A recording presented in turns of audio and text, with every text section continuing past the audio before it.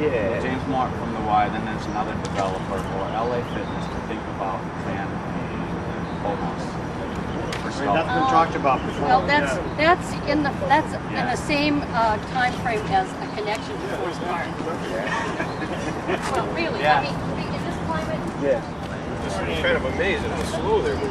Yeah, no, I know. Something else. Because on the other hand, they trust a deadline. And there was a rail trail near where I work. No, we're back. Going to Baltimore. So I was going with my organization says For the spring has to be champion in the casting.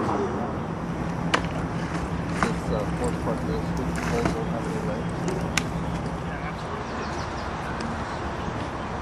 I've done the private sidewalk off the bridge that way. The bridge is scary though. I mean, that sidewalk is.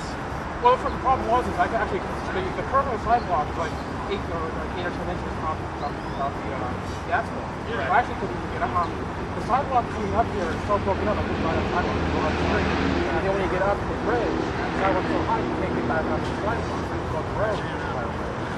Take your life in your hands. Yeah. So I did it once. I mean, I did it there and it came back, and I'm like, okay, I'm never doing that again.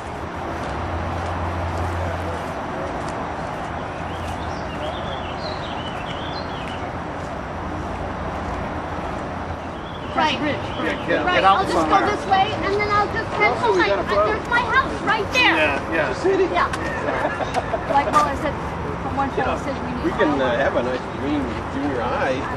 we need Trail ends at mile access marker. at this end. How? No exit. We need access at this end.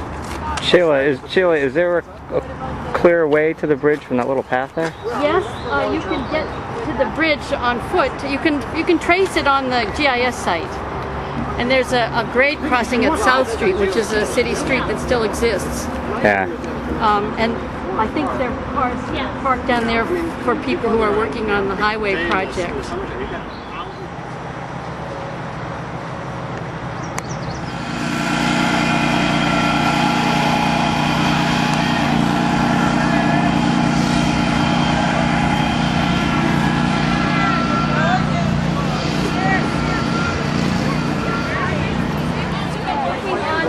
On the river since the fall.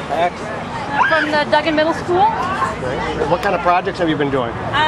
We've been studying the river in terms of community involvement. So you want to talk about what we did in social studies? And So we looked at sort of how the Connecticut River contributed to the development of Springfield, what brought people out to this region.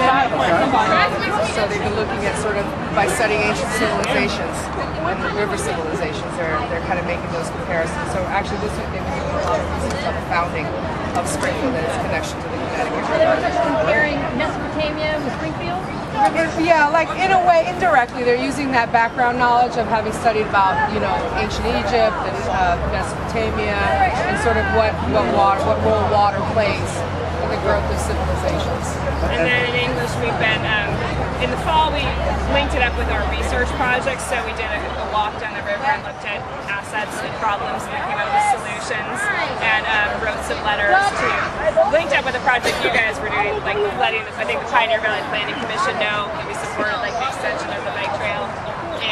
And now they've been working on poetry, so we're actually coming back on June 5th to do a presentation of all the poetry they've written. So about the river right here.